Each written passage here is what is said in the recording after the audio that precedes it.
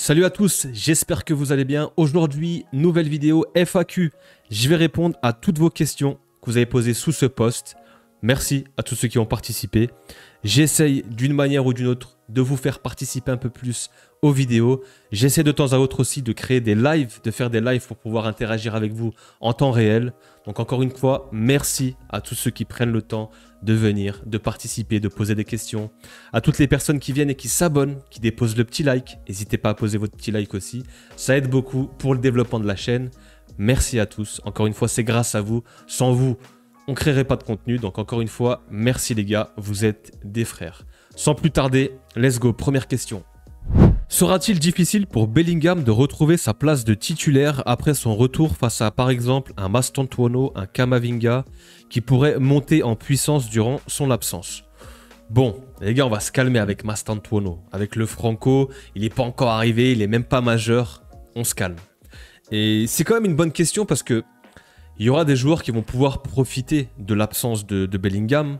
Quand je dis profiter, c'est qu'ils auront un peu plus de place pour s'exprimer, notamment un Camavinga, qu'on attend beaucoup, que moi je vais beaucoup attendre sous Xabi Alonso. Donc il aura la place pour pouvoir s'exprimer. Mastantuono, je pense qu'il aura un profil un peu plus offensif, peut-être en 10 ou peut-être ailier droit. Mais il est encore jeune, il faut encore qu'il vienne et qu'il s'adapte, qu'il s'incorpore dans cette équipe, qu'il s'adapte à une nouvelle vie, un nouveau pays, un nouveau championnat avec des nouveaux coéquipiers. Il y aura un temps d'adaptation un peu plus long peut-être pour Mastantuono. Après on verra, on aura peut-être une belle surprise. Mais je pense qu'un Kama, oui, pourra prendre de l'assurance et du galon avec l'absence de Bellingham. Il aura un peu plus de place pour pouvoir jouer, plus de temps de jeu. Donc, hâte de voir Kama. Mais pour répondre à ta question, non, je ne pense pas que Bellingham risque de perdre sa place. C'est un taulier. Aujourd'hui, Bellingham, il est instauré comme un titulaire, un pilier de l'équipe. Et c'est un cadre. Pour moi, c'est un cadre. C'est un leader aussi déjà, malgré son jeune âge. Donc non, je ne pense pas trop de risque que Bellingham se fasse sauter sa place. Prochaine question. Pourquoi tu aimes le foot? Pourquoi le Real? Qu'est-ce que tu penses de l'évolution du Real ces derniers 10 ans et tu les vois où dans 10 ans? Un comeback de la grandeur de l'époque ou pas? Alors, on va essayer de répondre à... Il y a plusieurs questions dans la question. Pourquoi tu aimes le foot et pourquoi le Real? Moi, il faut savoir que je crois à l'âge de 3-4 ans, ma mère me disait que j'avais à peine l'âge de marcher, que je balançais la balle par-dessus la haie sur la route et j'allais essayer d'aller la chercher sur la route et elle venait en courant pour me rattraper. Donc déjà... dès le plus jeune âge, j'avais déjà la grosse frappe de balle, on va dire. Et à l'âge de 5-6 ans, mon père m'a directement inscrit dans un club. Et après, de fil en aiguille, de jouer avec des coéquipiers en club, avec les potes aussi, après l'école, toujours dehors en train de jouer, taper un ballon. Je me souviens, c'était l'époque de Olivier Tom. À chaque fois qu'on terminait, on descendait, on s'amusait à jouer. On n'avait pas de cage, on créait les cages avec des vestes. Il y avait un arbre, un poteau, on mettait un fil pour créer la transversale. On était tout le temps dehors avec un ballon, donc forcément qu'aujourd'hui c'est différent avec les réseaux, avec les gamins sont moins dehors. Peut-être, je sais que nous à l'époque on était toujours dehors et puis on avait un ballon, que ce soit sur le goudron, sur l'herbe. Voilà, on a grandi avec le foot et automatiquement on s'est inscrit au foot et puis après ça a continué. Et le Real, ça arrivait dans les années 2000. Moi, j'ai pris 98 avec l'équipe de France en pleine tête, 98 la Coupe du Monde, 2000 l'Euro. Et là, j'étais aux anges, j'avais quoi, 9-10 ans, Zidane, etc. Enfin, c'était incroyable. Il y avait mon joueur préféré aussi, R9, avec l'Inter, et j'étais choqué quand je le voyais jouer. Et ensuite, quand il arrivait au Real, là, après, il y avait Zidane en 2001, je crois, et R9 qui arrivait en 2002. Là, c'était l'apothéose, le zénith du football pour moi et j'ai commencé à suivre le Real à ce moment-là avec les Galactiques. J'avais les étoiles plein les yeux et c'est comme ça que j'ai commencé à supporter le Real aussi avec tous les joueurs qui sont arrivés derrière. Donc voilà, et le Real ces 10 dernières années, cette dernière décennie, elle est exceptionnelle. On est sur un Real qui a dominé le football européen, je vais dire, parce que sur la scène nationale, c'est un petit peu partagé les titres avec le Barça. L'Atlético en a pris 1 ou 2, je pense. Mais sur l'échiquier européen, le Real est respecté. Le Real a remporté 6 Ligues des Champions sur les 10-11 dernières années. C'est incroyable. Je pense qu'à l'heure actuelle, on ne mesure pas encore la performance qu'a réalisé le Real cette dernière décennie. C'est juste exceptionnel. On a eu une génération de ouf, des joueurs monstrueux. Vraiment une génération avec que des cadres, que des tauliers, que des leaders dans l'équipe. Aujourd'hui, ça a un petit peu changé, je trouve. On a un petit peu moins d'aura quand on regarde l'effectif. Et dans 10 ans, bah, je pense que là, on est sur un nouveau cycle. Et ça va prendre un peu de temps, je pense. Parce que Xabi Alonso, j'ai confiance en lui. Je suis content que ce soit lui le coach du Real parce qu'il est jeune. Il va pouvoir normalement, parce que ça va vite dans le foot maintenant, mais il aura du temps pour travailler. Il aura des années devant lui pour pouvoir créer quelque chose. Et on sait que c'est un coach qui a déjà prouvé. Il a certains principes de jeu aussi. Donc, il aime bien faire jouer les jeunes. On a pas mal de jeunes aussi dans l'équipe. Donc, je pense que on va faire confiance à Xabi Alonso. Et dans les années à venir, je nous laisse peut-être d'ici dans 4-5 ans, je pense qu'on va reprendre une Ligue des Champions, en tout cas je l'espère. Et puis retrouver une certaine identité de jeu. Ce serait cool en tout cas. Prochaine question de Real France. Dédicace à Thomas, à Jota qui font du super boulot. Je pense que vous les connaissez déjà, mais n'hésitez pas à passer sur la chaîne Real France, à les donner de la force. T'es plus confiant pour la Liga ou la LDC cette saison? Bah, je suis quand même plus confiant pour la Liga. La LDC, c'est quand même compliqué, il y a beaucoup plus de concurrents. Et en Liga, je pense qu'avec l'effectif qu'on a, on est capable de retrouver la domination sur la scène nationale en Liga. On peut reprendre ce titre au Barça. On sera aussi, j'espère, revanchard de par les tollés et l'humiliation qu'on a pris la saison dernière contre le Barça. Donc j'espère que les joueurs seront revanchards. T'as l'Atlético aussi qui s'est pas mal renforcé. Attention, ils ont une équipe intéressante, un recrutement intéressant. Avec Baena qui est un super joueur de foot. Almada aussi, super meneur de jeu. Ils ont récupéré Cardoso, le milieu du Betis qui m'avait impressionné quand on avait joué contre eux. On avait perdu, il me semble, 2-1 là-bas chez eux. Un super milieu de terrain. Donc attention à l'Atlético. Moi, je les enterre pas.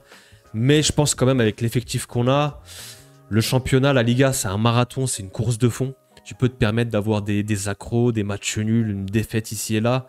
Tu peux te rattraper. Normalement, tu es au-dessus sur 90-95% des équipes en Liga. Et à toi de bien gérer tes confrontations directes avec le Barça et l'Atlético. Et j'espère retrouver en tout cas une équipe un peu plus cohérente, un peu plus solide, plus équilibrée. Parce que la saison dernière, on avait une équipe où il y avait des espaces de partout. Et on a vu quand même qu'on jouait la Liga jusqu'aux dernières journées. Donc je pense que cette saison, on sera un peu plus régulier, un peu plus sérieux. En tout cas, je l'espère. En Ligue des Champions, c'est compliqué. Quand on regarde les équipes de Première Ligue, comment elles se sont armées, la course à l'armement, ils sont armés jusqu'aux dents. Quand on regarde le Paris Saint-Germain, qui n'a pas trop bougé, aura la même structure, qui va défendre son titre, ce sera l'équipe à abattre. T'as le Bayern encore qui est très solide aussi, qui s'est renforcé avec Luis Diaz. Donc la Ligue des Champions, c'est un peu plus compliqué. C'est un format coupe.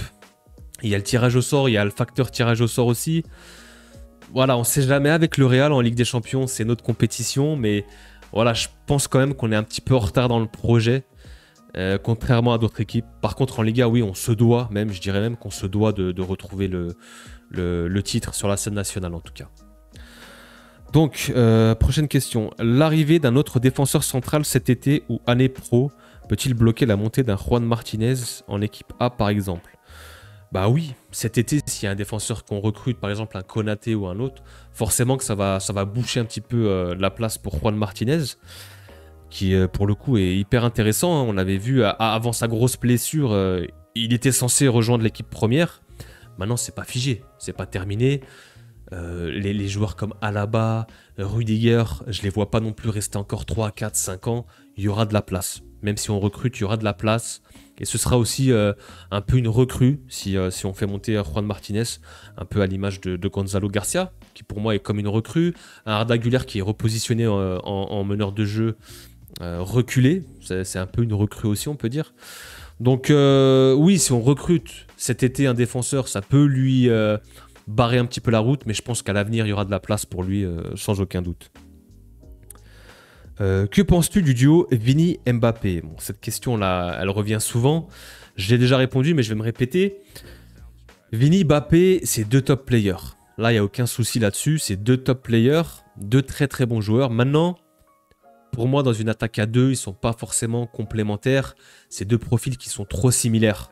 On va avoir deux joueurs qui vont faire les mêmes appels, être dans la même zone, produire la même créativité, les mêmes appels. En fait, c'est comme si je prends en exemple la NBA. T'as un pivot qui prend tous les rebonds et t'as un shooter à 3 points. Donc voilà, t'as deux profils différents. Si tu te retrouves avec deux pivots, qui est-ce qui va shooter? Voilà. Et si tu te retrouves avec 2 shooters à 3 points, qui est-ce qui va être au rebond si tu rates ton 3 points pour récupérer ce ballon? Il te faut quand même des profils un peu différents pour pouvoir être complémentaires.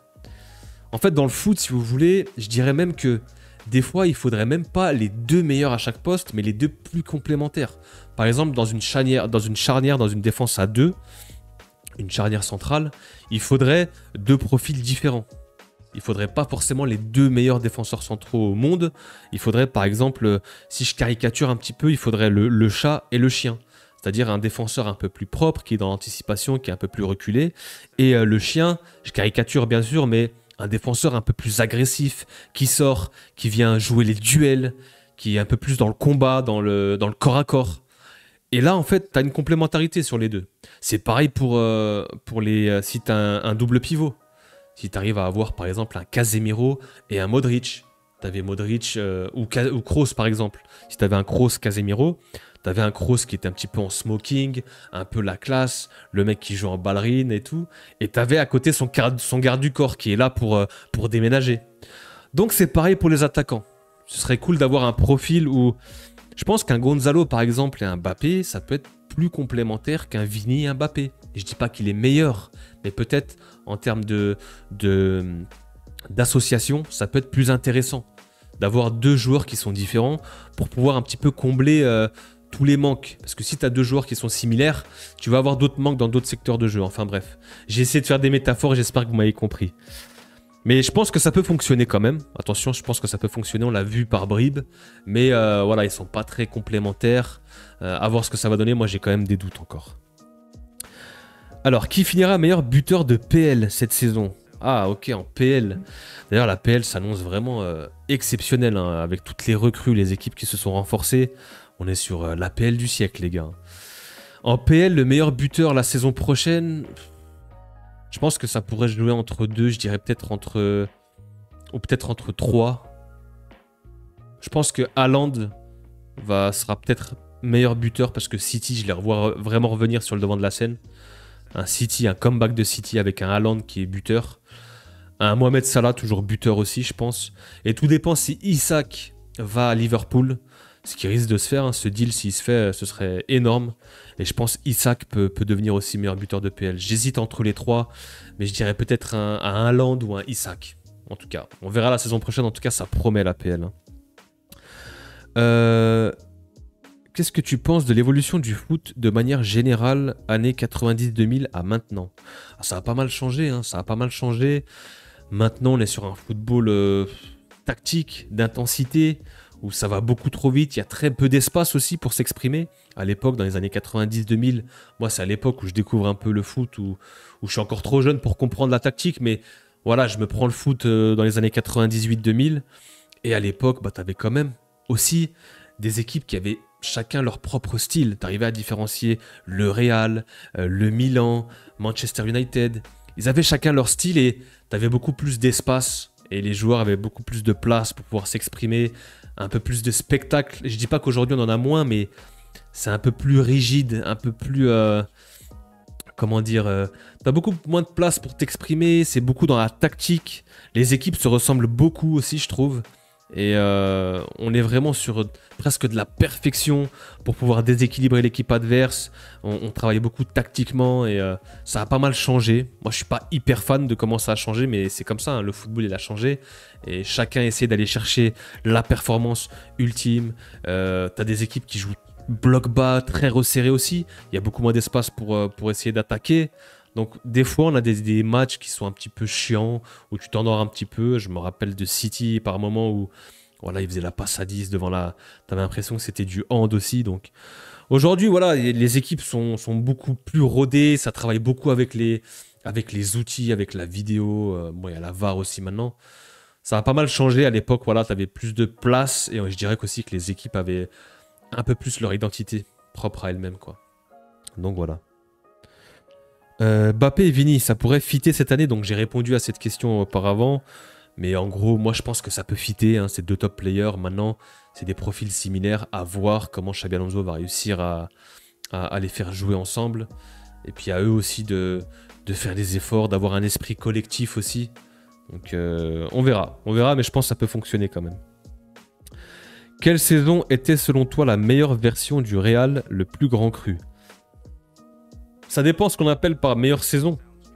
Mais au plus grand cru, si on parle des Galactiques par exemple, c'était incroyable, mais ils n'ont pas beaucoup gagné. Moi, ce qui me vient en tête tout de suite, c'est la saison 2011-2012, sous Mourinho, les 100 points. On met plus de 121 buts, c'est seulement 2 défaites. On est monstrueux. En Ligue des Champions, on se fait éliminer par le Bayern, il me semble, en demi, au penalty, donc ça passe pas grand-chose. On gagne contre le Barça là-bas à l'extérieur. C'est une très très grosse saison. T'as un Ronaldo qui est stratosphérique, t'as Benzema, Higuaín qui sont à plus de 20 buts aussi, un Ozil qui a plus de 25 passes D, je crois. Donc cette saison m'a quand même pas mal marqué, et forcément je dirais quand même que le run 16, 17, 18, je dirais peut-être 2017. 2017, maillot violet, cette équipe du Real là avec CR7, Benzema, Bale, je sais pas si c'était déjà là, ouais, Bale. Ouais, CR7, Benzema, Bale.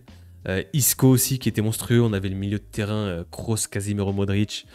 Derrière, t'avais Varane, Ramos. C'était une équipe monstrueuse, vraiment monstrueuse qui faisait peur à tout le monde. Et tu récupères la Liga, la Ligue des Champions, c'était extraordinaire. Donc ouais, je dirais quand même l'équipe de 2012 et l'équipe de 2017, c'est vraiment des gros crus, du Real Madrid. Penses-tu pas qu'il y a certains joueurs sous Ancelotti qu'on a pu trouver pas au niveau et qui se métamorphoseront sous Xabi? Si oui, qui est le plus susceptible de se transformer? Forcément qu'il y a des joueurs qui vont normalement se transformer avec un nouveau coach. Le Mister Ancelotti, j'ai pas envie de le critiquer, avec tout le respect qu'on a pour ce grand coach. On a beaucoup gagné avec lui aussi, à sa manière, certes. Et puis on arrivait un petit peu sur la fin, ça commençait à s'essouffler. Les joueurs peut-être aussi commençaient à le discours passait peut-être plus en fait aussi. À un moment donné, il faut du changement. Et là, on a un nouveau coach, jeune avec des principes. Les joueurs, c'est pas pour rien que les joueurs, personne ne veut partir. Hein. Moi, je pense que tout le monde veut rester parce que tout le monde est hype pour cette nouvelle saison. Tout le monde veut avoir du beau football, avoir une identité de jeu, un nouveau Real Madrid. Et tout le monde est motivé, je pense, à l'idée d'avoir un nouveau coach et une nouvelle saison. Donc je pense qu'il y a des joueurs qui vont jouer gros quand même la saison prochaine. Je pense à un Camavinga, comme j'ai dit tout à l'heure. Il y aura de la place pour lui. Bellingham sera absent, donc il pourra s'exprimer. Camavinga, c'est le moment ou jamais, j'ai envie de dire, parce que tous les ans, on se répète, on attend Kama, on attend Kama. Il y a les blessures, il y a toujours des pépins physiques. C'est jamais le bon contexte, etc. Là, il aura de la place. Et peut-être qu'avec un bon coach comme Xabi Alonso, peut-être qu'il va le faire évoluer. C'est peut-être ce qui lui manque. Un Rodrigo, moi j'attends un Rodrigo dans le même cas de figure un peu, c'est souvent des fulgurances, c'est un joueur avec un énorme potentiel, très fin techniquement, et peut-être que sous un Xabi Alonso, il va éclore, il va vraiment aller chercher peut-être ce niveau ballon d'or, on ne sait pas, c'est vraiment la case des tout là-haut, des top players, c'est possible, il a le potentiel, il a cette marge de progression, et on ne sait jamais, avec un Xabi Alonso, il peut faire progresser ce genre de joueur. Un Arda Güler, je suis hyper curieux de voir Arda en tant que meneur de jeu reculé. Ça peut être hyper intéressant de voir comment il va prendre ce rôle. On a vu aussi qu'il a pris pas mal de masse musculaire. J'ai vu les photos passer et apparemment c'était aussi écrit sur As ou sur Marca, comme quoi il avait pris 10 kilos de muscle. Mais physiquement, on le voit sur les photos aussi qu'il a pris du muscle, du galbe. Et à voir au milieu de terrain s'il arrive à muscler son jeu, ça peut être intéressant aussi. Il y a pas mal de joueurs en vrai sous Xabi Alonso où ça peut être très intéressant. Mais c'est ces trois-là qui me viennent en tête là. Apparemment, le mercato est fini. Est-ce que tu penses que l'effectif actuel peut nous permettre de remporter les trophées majeurs? Est-ce que nous pouvons considérer que nous avons un effectif complet? Apparemment, il est fini parce que on a un effectif qui est saturé, les gars. On a 25 joueurs et on peut plus recruter. Donc à un moment donné, si tu vends pas, oui, le mercato est fini, tu peux plus recruter. Maintenant, si on est amené à vendre des joueurs, peut-être qu'il y aura de la place en toute fin de mercato sur les derniers jours. Ça arrive par moment, donc on ne sait pas, on ne sait jamais. Tout dépend aussi des premiers matchs de Liga. Si on voit que ça se passe mal, peut-être qu'on va aller chercher un défenseur ou un milieu, je ne sais pas. Et avec cet effectif-là, comme j'ai dit, on est capable d'aller chercher la Liga. On est tout à fait capable d'aller chercher la Liga, une Copa aussi. La Ligue des Champions, je trouve que c'est quand même un peu plus compliqué. Comme j'ai dit, on est un petit peu sur un nouveau projet, on part un peu plus de loin, contrairement à d'autres équipes qui ont vraiment des certitudes qui sont en place, comme le PSG, Liverpool, même le Barça, hein, qui va tout donner le Barça qui va tout donner pour la Ligue des Champions. J'ai l'impression qu'ils sont omnubilés par la Ligue des Champions parce que le Barça, depuis 2015, ne l'ont pas remporté. Ça va faire 10 ans, bientôt 11. Ça fait beaucoup quand même pour un grand club, quand même, un club historique, de ne pas remporter la Ligue des Champions. Il y a beaucoup de clubs entre-temps qui l'ont remporté. Hein. Les Chelsea, les City, les Bayern. Et le Barça, ça fait un moment qu'ils ne l'ont pas remporté. Je pense qu'ils seront focus LDC. Et on aura peut-être de la place, nous, en Liga ou en Copa. Et je pense qu'ils vont mettre toute leur force et beaucoup d'énergie dans la Ligue des Champions. Donc, on aura de la place sur le plan national pour récupérer la Liga, la Copa. Et pourquoi pas aussi être prétendant aussi en Ligue des Champions. Hein. Je nous mets en favori, mais deuxième chapeau, peut-être. Peut-être pas dans le peloton de tête, mais deuxième chapeau, je dirais. Voilà. Le Real peut-il espérer un Rudiger meilleur que la saison passée? Et comment tu trouves le mercato du Real? Est-il fini? Bah Rudiger, déjà les gars, faut savoir que la saison passée, il a joué sur une jambe. Hein. Il avait un genou en vrac. Moi, je me souviens encore de cette image qui m'a marqué en finale de Copa, quand en prolongation, lors de la mi-temps, tu le vois crier de douleur. Et les images sont assez marquantes. Il a joué pendant 7 mois, il l'a avoué lui-même, pendant 7 mois, il a joué blessé. Et ça se voyait qu'il boitillait un petit peu, qu'il tirait sur la corde. Il a fini par se faire opérer. Maintenant, Rudiger, il commence à prendre de l'âge. Je pense qu'un Rudiger à son meilleur niveau, à son prime, peut encore servir. Au moins 1 ou 2 saisons peut-être. Moi, je le vois faire encore une saison. Et peut-être, pourquoi pas, partir après en Arabie Saoudite ou dans un autre club. Mais je pense quand même qu'on va retrouver un Rudiger qui sera meilleur que la saison passée. En tout cas, je l'espère. Mais s'il s'est bien fait opérer, il a bien repris, il a fait une bonne préparation et une bonne rééducation, tout simplement, bah, on peut retrouver un Rudiger à un très très haut niveau, normalement. Donc, j'ai pas trop de soucis là-dessus. Et est-il fini le mercato? Je pense que le mercato est terminé. En tout cas, c'est ce qui se dit. Les bruits de couloir disent que le mercato est terminé et qu'on fera avec cet effectif. Après, comme j'ai dit, s'il y a un départ surprise et qu'on peut aller chercher un joueur en fin de mercato, tout est possible. C'est peut-être pas réellement terminé, mais à l'heure actuelle, oui, c'est saturé. L'effectif est saturé. Si on ne vend pas, il n'y aura pas d'arrivée. C'est aussi simple que ça. Voilà, en tout cas, c'était super sympa. Merci à toutes vos questions, c'était intéressant. J'espère que j'ai pu répondre de la meilleure des manières. J'ai essayé en tout cas. Merci encore une fois à tous ceux qui ont participé. J'aime bien ce petit exercice de FAQ, de foire aux questions. Comme j'ai dit, je continuerai, j'essaierai de faire des lives pour pouvoir interagir avec vous en direct. C'est toujours intéressant aussi. Et puis la saison reprend très très vite, très bientôt, donc restez branchés les gars. Il y aura aussi d'autres projets sur la chaîne, j'ai d'autres projets, j'ai une petite série de vidéos qui arrive aussi, donc restez branchés les gars. En tout cas, merci à tous et on se revoit très très vite. Prenez soin de vous. Peace!